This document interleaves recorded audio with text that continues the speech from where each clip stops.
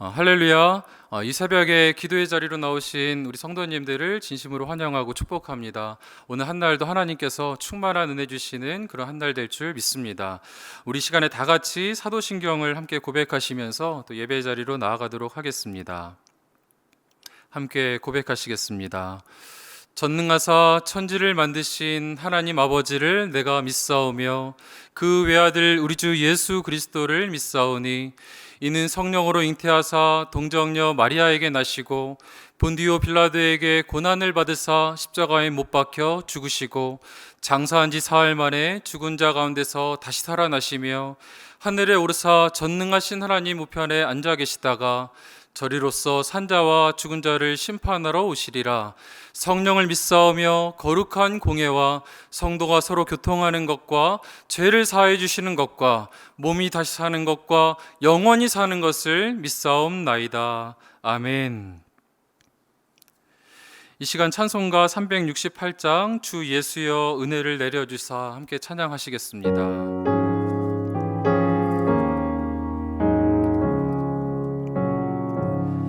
주 예수여 은혜를 내려주사 곧 충만케 하옵소서. 이 주리고 목마른 나의 맘에 주 성령을 부으소서. 주 예수여 충만한 은혜 내 영혼에 부으소서. 주 예수만 나의 힘 되고 내 만족함 됩니다.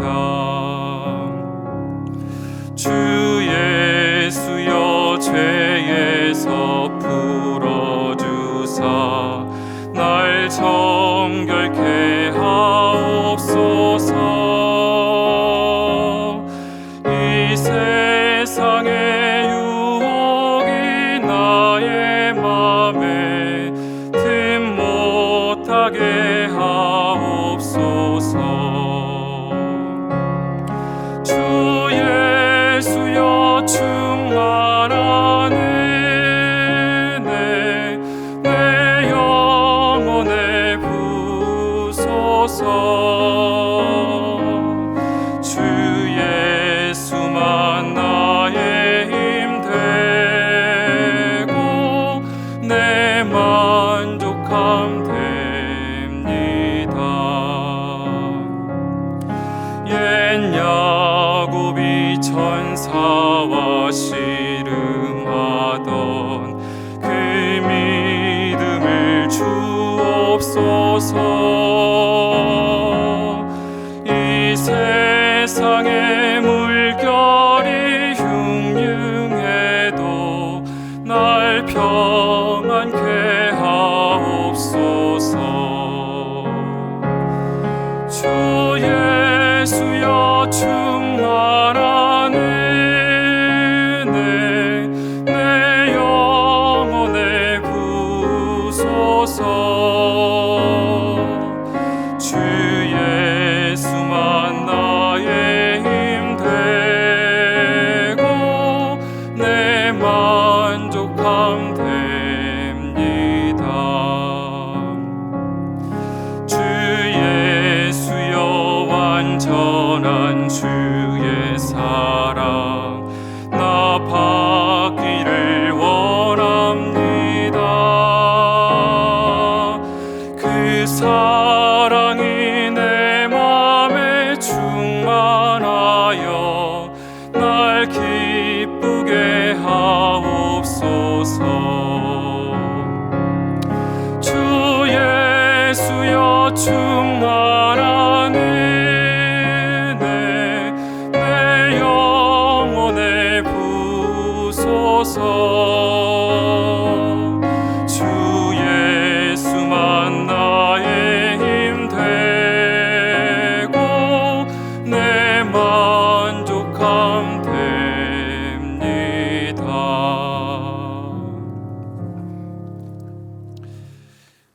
우리 시간에 함께 나누실 말씀을 봉독하도록 하겠습니다. 오늘 함께 나누실 말씀은 누가복음 6장 39절부터 49절의 말씀입니다.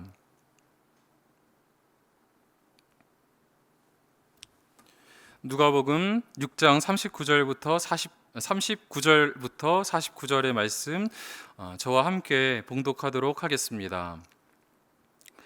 또 비유로 말씀하시되 맹인이 맹인을 인도할 수 있느냐? 둘이 다 구덩이에 빠지지 아니하겠느냐? 제자가 그 선생보다 높지 못하나 무릇 온전하게 된 자는 그 선생과 같으니라. 어찌하여 형제의 눈 속에 있는 티는 보고 내 눈 속에 있는 들보는 깨닫지 못하느냐? 너는 내 눈 속에 있는 들보를 보지 못하면서 어찌하여 형제에게 말하기를 형제여 나로 내 눈 속에 있는 티를 빼게 하라 할 수 있느냐? 외식하는 자여 먼저 내 눈 속에서 들보를 빼라. 그 후에야 내가 밝히 보고 형제의 눈 속에 있는 티를 빼리라. 못된 열매 맺는 좋은 나무가 없고 또 좋은 열매를 맺는 못된 나무가 없느니라. 나무는 각각 그 열매로 아나니 가시나무에서 무화과를 또는 찔레에서 포도를 따지 못하느니라. 선한 사람은 마음에 쌓은 선에서 선을 내고 악한 자는 그 쌓은 악에서 악을 내나니 이는 마음에 가득한 것을 입으로 말함이니라.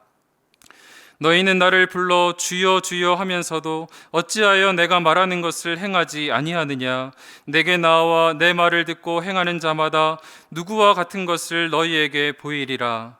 집을 짓되 깊이 파고 주추를 반석 위에 놓은 사람과 같으니 큰 물이 나서 탕류가 그 집에 부딪히되 잘 지었기 때문에 능히 요동하지 못하게 하였거니와 듣고 행하지 아니하는 자는 주추 없이 흙 위에 집 지은 사람과 같으니 탕류가 부딪힘에 집이 곧 무너져 파괴됨이 심하니라 하시니라. 아멘. 저는 이 말씀을 가지고 누구를 따를 것인가 라는 제목으로 하나님 말씀 전하도록 하겠습니다.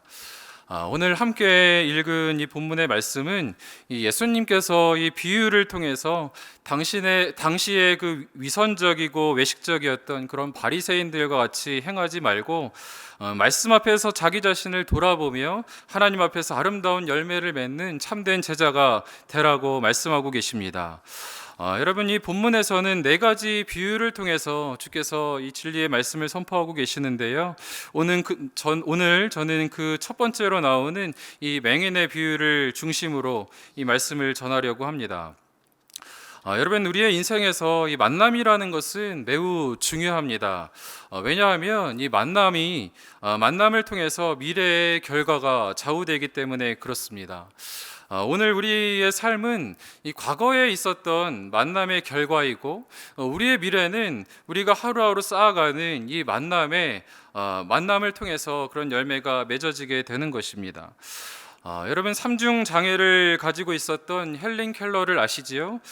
그녀가 그녀의 자서전에서 고백하기를 내 일생을 통틀어서 가장 중요한 날이 있었다라고 한다면 그것은 내가 앤 설리반 선생님을 만난 날이었다라고 그렇게 회상하고 있습니다. 여러분, 앤 설리반 선생님은 그 하나님의 사랑을 깊이 체험한 하나님의 사람이었습니다. 이 헬렌 켈러가 깊은 좌절과 그런 늪에 빠져 있었을 때 이 하나님의 사람 이 앤 설리반 선생님을 만난 이후로 그가 정말 하나님 안에서 새 소망을 얻을 수 있게 되었고 20세기 최대의 그 기적의 주인공이 될 수 있었던 것입니다. 여러분, 이렇게 좋은 만남도 있지만 우리가 때로는 TV나 인터넷을 보게 되면 이 사건 사고를 보면 저 사람들은 만나지 말았어야 하는데 그런 생각을 들게 하는 그런 만남도 있는 것 아닙니까?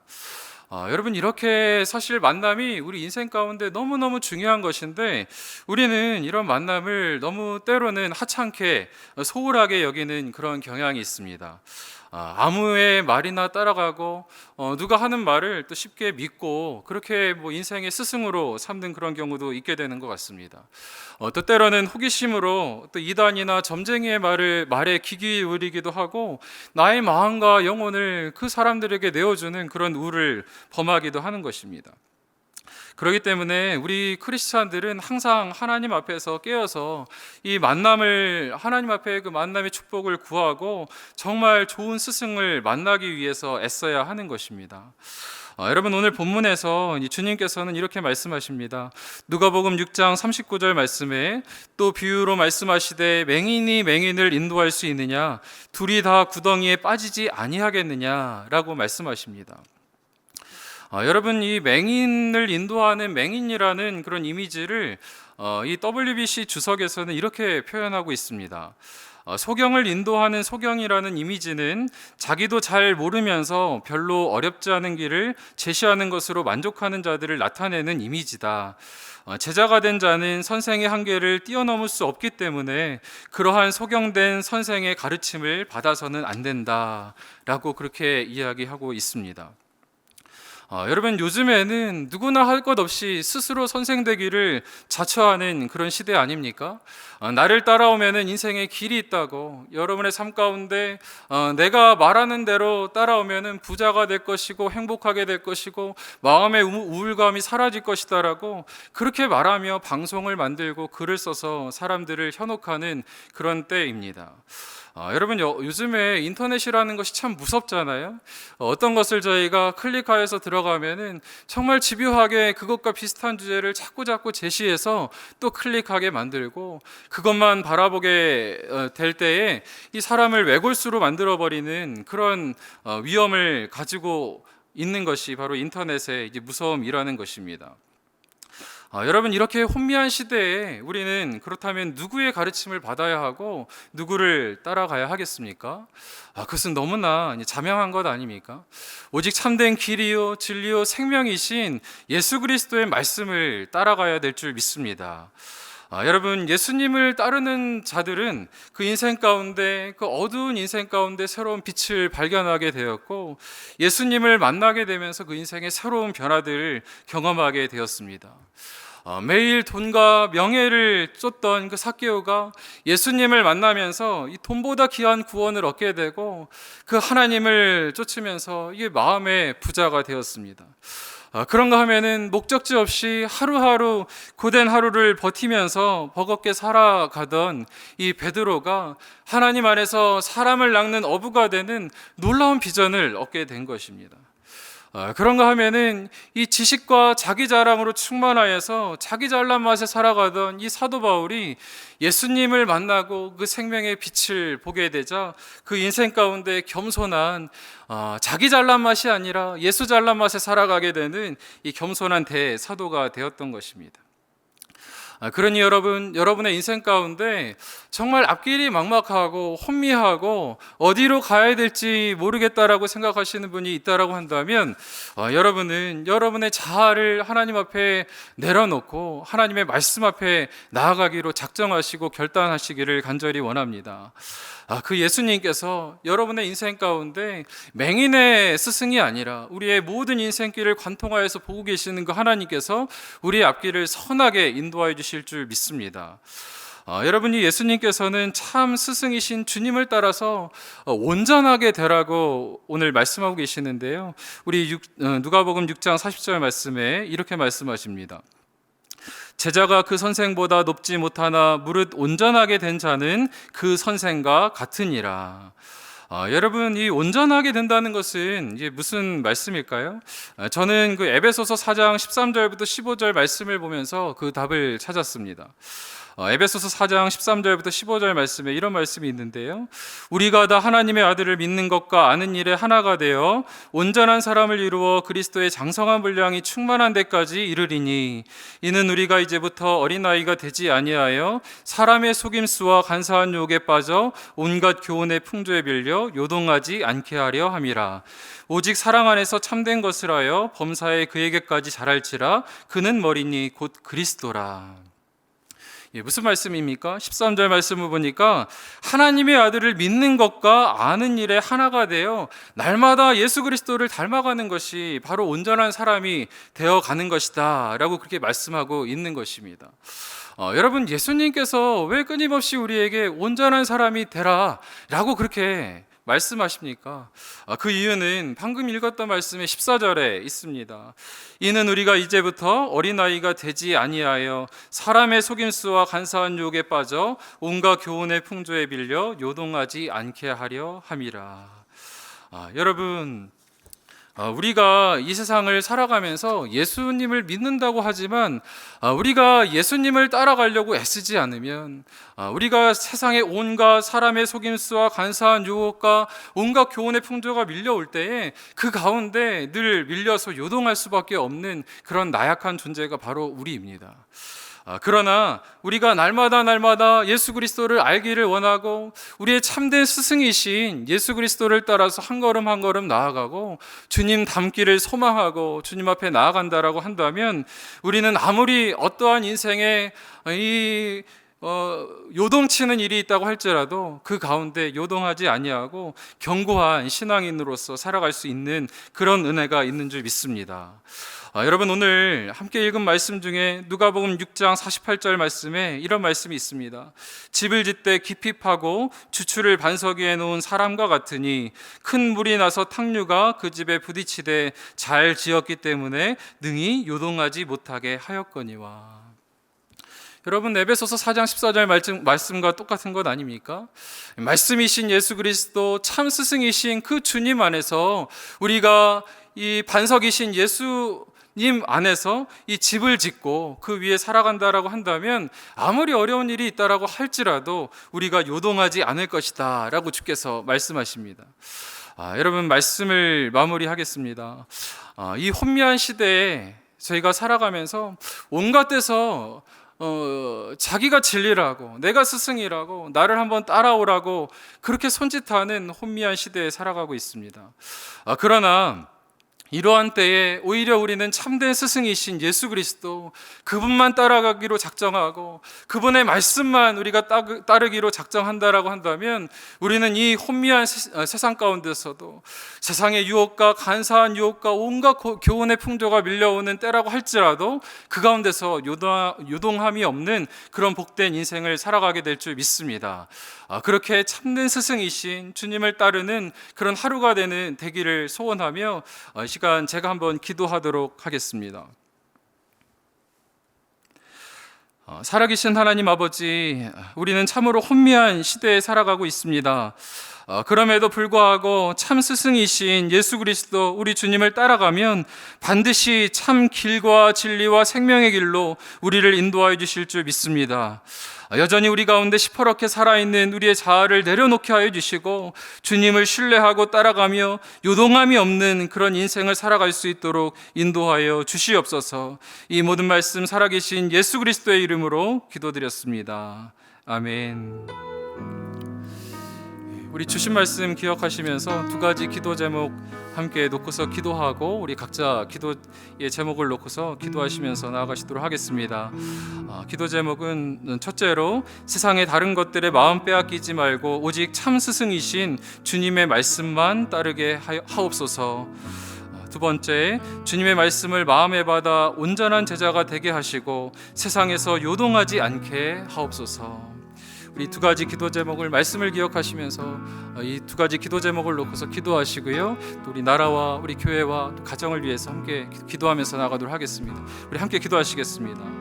살아계신 하나님 아버지,